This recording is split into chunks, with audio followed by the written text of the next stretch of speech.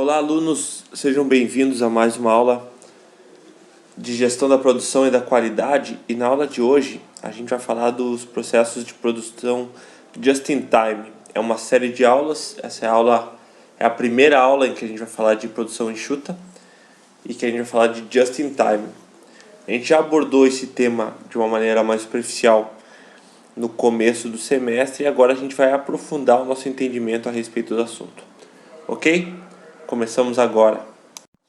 Um breve histórico do Just in Time para a gente situar isso na nossa área de atuação, para que onde quer que a gente atue, a gente consiga ver as possibilidades de transformação. Por que eu digo isso? Porque muitas das atividades econômicas que a gente exerce hoje ainda tem um perfil de produção de massa convencional, que nem sempre são aplicáveis ao tempo de hoje. Por que não é aplicável ao tempo de hoje? Porque hoje a maior parte das pessoas já tem aquilo que a gente quer vender. E a escolha do consumo não é uma escolha de consumo por necessidade imediata ou necessidade primária. Quer dizer, lá na década de 50, quando ninguém tinha máquina de lavar roupa, ou na década de 60 ou 70, enfim, nos primeiros períodos de industrialização no Brasil, quando ninguém tinha a máquina de lavar roupa, por exemplo, a indústria que fabricava a máquina de lavar roupas tinha muito menos trabalho. Por quê? Porque bastava colocar um modelo à venda que, pela simples necessidade de consumo de um produto novo, um produto que não existia, gerava uma demanda e proporcionava um bom consumo. Hoje a gente tem um outro padrão de consumo. Esse outro padrão de consumo é definido por uma concorrência maior entre produtos muito similares e por um perfil de consumidores que já tem aquele produto em casa. Então o que eles têm é que substituir esses produtos que ele já tem ou esse serviço que ele já recebe por um outro serviço de melhor qualidade ou que tem algum diferencial competitivo. A gente viu até agora no semestre como gerar diferenciais competitivos através de uma otimização da logística, por exemplo, através de um planejamento feito de maneira mais excelente. E hoje a gente vai ver como todo o processo produtivo, né, que é esse processo just in time, ele se adequa a esse novo momento do mercado, produzindo aquilo que é necessário. O just in time nasceu, né, foi desenvolvido na década de 1960 pela Toyota Motors Company, que até hoje é a indústria automobilística mais rentável do mundo, é a indústria automobilística que mais vende automóveis ao redor do mundo. E qual era a ideia deles? Competir com o mercado norte-americano. Contudo, eles tinham menor capacidade de mão de obra, menor capacidade logística, menor capacidade de agregar recursos de todos os tipos, os recursos naturais que são imprescindíveis à fabricação de automóveis. E aí pensa nisso chapas de aço e petróleo que ajuda na produção fabril. Enfim, todos os recursos que aderem à produção eram muito mais difíceis de serem obtidos pelo Japão, que estava se recuperando da Segunda Guerra Mundial, do que pelos Estados Unidos. Então, o que é que eles perceberam? Eles perceberam que a produção norte-americana tinha um perfil de desperdício e que, se eles conseguissem cortar e otimizar o desperdício, eles tornariam competitivos. Então, é uma forma alternativa à produção em massa, mais descuidada que os americanos tinham. Uma produção também em massa, uma produção em grande quantidade, mas uma produção em quantidade pensada de acordo com a demanda do mercado. Até então a gente tinha uma produção que a gente chama de produção empurrada, que primeiro a empresa fabrica, a indústria fabrica e depois ela empurra essas mercadorias em direção ao mercado. A partir da experiência da Toyota, a gente começa a viver um novo tempo, que é uma produção puxada, é uma produção mais enxuta, produção que responde à demanda do mercado. O que é que o mercado demanda? Eu vou fabricar na quantidade necessária para suprir a demanda do mercado. Então, é fundamental que haja uma gestão dos materiais nessa conduta fabril e o trabalho humano nas fábricas, que também era um desafio que deveria ser vencido aí por esse novo processo. Quais eram os objetivos gerais do Just-in-Time? Por que o Just-in-Time se tornou tão importante? Bom, os objetivos principais eram o aumento do retorno sobre os investimentos da empresa através do aumento da receita, é o que toda empresa ambiciona.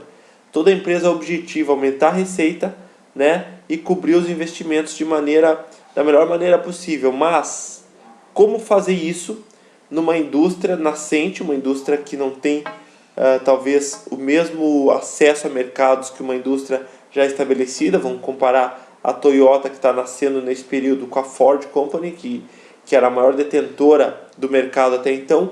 Como aderir, como entrar em novos mercados se eu tenho um outro player concorrente já que domina aquele mercado? Bom, eu preciso reduzir meus custos para reduzir o preço final e manter uma boa qualidade, ou até superar a qualidade do meu concorrente. Então, redução dos custos e do patrimônio imobilizado, daquilo que está imobilizado, e da participação dos empregados no processo produtivo. Quer dizer, quanto menos o homem colocar as mãos no processo, melhor é para a qualidade do processo. Isso a gente fala em termos fabris, em termos industriais. Em termos de serviço, a gente precisa pensar que o homem ele tem que ser adestrado, tem que ser treinado a prestar determinado serviço da maneira mais racional e lógica possível.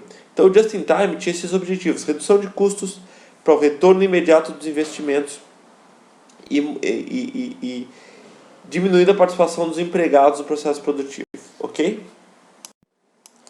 Quais são as propostas principais do Just-in-Time? A primeira proposta é que ele pretende fazer um fluxo balanceado e sincronizado dos produtos segundo as necessidades dos consumidores, com o mínimo absoluto de recursos, quer dizer, o mínimo de desperdício.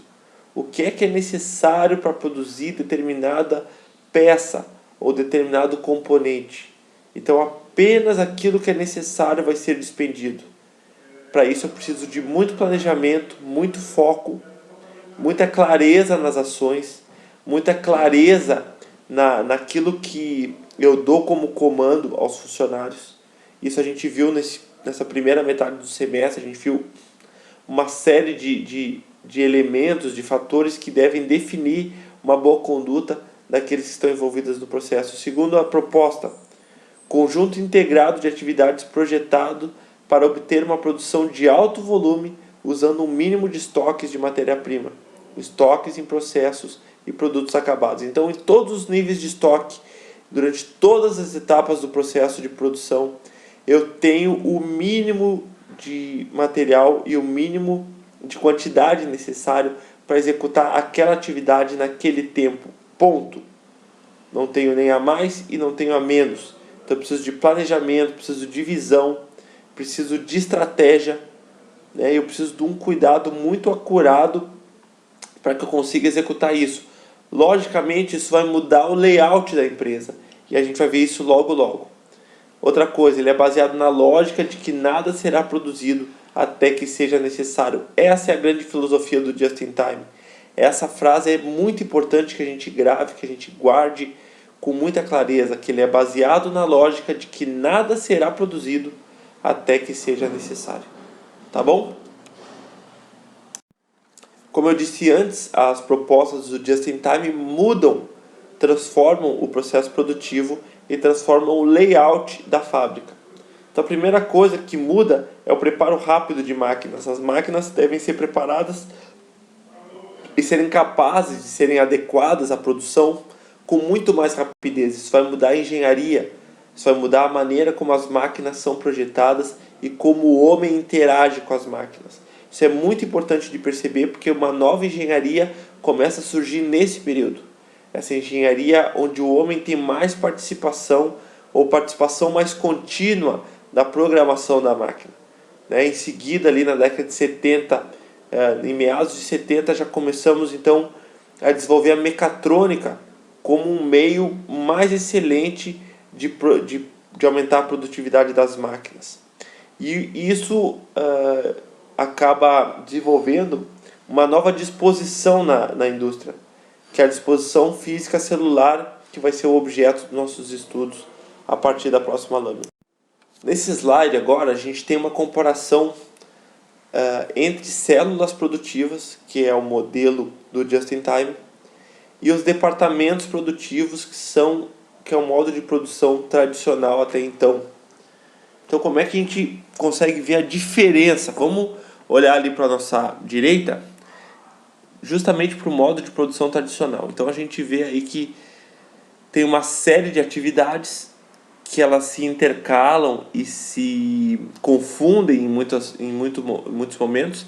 Há uma transição de atividades que saem de um quadrante para o outro, envolvendo tempo, envolvendo logística, envolvendo transferência de informação, porque pensa bem, alguém desenvolve uma atividade que a gente colocou ali como número 1. As pessoas envolvidas com a atividade de número 1 devem passar a pessoa que vai trabalhar com esmeril lá na seta número 2, tudo aquilo que foi desenvolvido durante a etapa número 1. Do esmeril vai para o tratamento térmico. Esse é só um exemplo, mas só para a gente visualizar. E de novo, há um fluxo de informação que é necessário. Muitas vezes algumas coisas devem ser colocadas, devem ser perguntadas ainda para as pessoas que desenvolveram a etapa 1. Então, há um fluxo de informações muitas vezes truncado e há uma chance grande de ruído, há uma chance grande de erro. Há fluxo de informações excessivo, há um fluxo de material excessivo, há uma necessidade maior de estoque justamente por causa dos erros que vão ser cometidos nesse processo. E há uma necessidade maior de um estoque compartilhado em vários departamentos, porque todos eles devem ter acesso a uma série de elementos que nem sempre precisariam estar ali naquele lugar.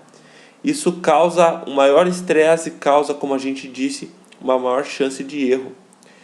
Na tecnologia do processo em célula, na maneira como ela é pensada, a gente tem equipes que comungam, que dividem as mesmas tarefas. Então a gente tem ali uma serra, um torno e um esmeril agrupados em vários setores. Esses setores, eles executam a sua tarefa no primeiro momento, até a parte que lhes cabe, então eles passam para a etapa seguinte. E tudo fica mais compartimentalizado. E as pessoas envolvidas em cada célula tornam-se especialistas naquele setor, tornam-se especialistas quanto ao tempo e as demandas exigidas naquele momento. E por conta disso, elas diminuem o nível de ruído de informação, diminuem a necessidade de estoques intermediários, diminuem o tempo de produção e diminuem o desperdício. Diminuindo o desperdício, a gente diminui os custos. Diminuindo os custos, a gente pode repassar a qualidade e o melhor preço para o consumidor final. Resultado, nós ganhamos um mercado maior e entregamos um produto de melhor qualidade. Esse é o mapa fundamental para que a gente possa entender como é que a produção em célula ela suplanta a produção tradicional, e por isso que a partir da década de 60 e 70 esse método de produção se espalha por várias indústrias ao redor do mundo e toma mesmo a forma do padrão que a gente conhece hoje em muitos lugares. O processo de produção just-in-time também tem a questão da redução de estoques e a produção puxada. O que é a produção puxada? A gente falou lá no começo da aula que por um longo tempo a produção industrial, e eu quero que sempre a gente pense e faça um paralelo entre aquilo que a gente entende na produção industrial e aquilo que pode ser aplicado na produção, na questão de serviços também. Então, por um longo tempo a gente teve uma produção empurrada, quer dizer, a gente cria um determinado produto e empurra ele para o mercado, esteja o mercado demandando ou não demandando. A partir da década de 60, com essa inovação do just-in-time, há um novo raciocínio, que é a produção puxada, quer dizer, eu quero ter informações, a gente falou muito disso na aula de logística, com a questão da transposição de informação ao longo de toda a cadeia produtiva. Então eu tenho informações na ponta final do processo produtivo, que são meus clientes, o que é que os clientes estão demandando, quais são as inovações que eles têm demandado, e isso vai alimentar toda a minha cadeia. O que o mercado pede para que eu possa então administrar toda a minha produção de acordo com aquilo que o mercado tem pedido. Se a gente for olhar para o caso da Dell, que é um caso bem famoso, e é um caso muito comum, se algum de vocês já comprou algum computador da Dell, eu já comprei e compro, e é muito interessante porque tu paga um preço bem menor se tu for comprar direto deles, né? Tem uma boa margem de diferença em relação àqueles produtos da Dell que estão na loja, só que leva aí 10 ou 15 dias para chegar à tua empresa ou à tua casa. Por quê? Porque eles estão fabricando de acordo com a demanda, com aquilo que foi solicitado explicitamente por ti. Eles têm um processo fabril bem organizado, em que eles desenvolvem algo parecido com isso que está nesse slide, nessa ilustração. Eu tenho um processo puxado. Quer dizer, o que é puxado? Eu só trabalho com aquilo que me é pedido. Então, desde que eu saio lá da minha relação com o meu fornecedor, na primeira etapa de manufatura, eu vou pedir ao fornecedor aquilo que foi solicitado, né, na primeira fase. Na segunda fase de manufatura também, ela vai atender aquilo que a primeira fase de manufatura solicitou. A submontagem também vai responder a esse processo puxado. Então a montagem final e por fim o cliente vai ser atendido. Cada estágio do sistema está intimamente ligado. O material é puxado pelo sistema somente quando há demanda. O cliente solicita, então a indústria se move nesse sentido. Da mesma maneira, quando a gente pensa em serviços, há inúmeros serviços cuja demanda é muito grande, e a gente tem que prestar atenção em exatamente quais são as peculiaridades que têm sido demandadas, para que a gente possa puxar, entre aspas, a produção desses serviços. Não são esses os termos corretos, mas para que a gente consiga entender, a gente vai criar ou vai desenvolver o serviço na medida daquele cliente que está solicitando. Nesse slide a gente aprofunda um pouco mais esse conceito de uma maneira bem didática. Então a produção puxada controla as operações fabris sem a utilização de estoque em processo. Neste modelo, diferentemente da produção empurrada, que a gente já viu que é, o fluxo de materiais ganha relevante importância. Por que o fluxo de materiais ganha relevante importância? Porque ele não tem aqueles estoques intermediários que a gente viu nas aulas de logística lá atrás. Eu tenho um fluxo contínuo de materiais ao longo da cadeia.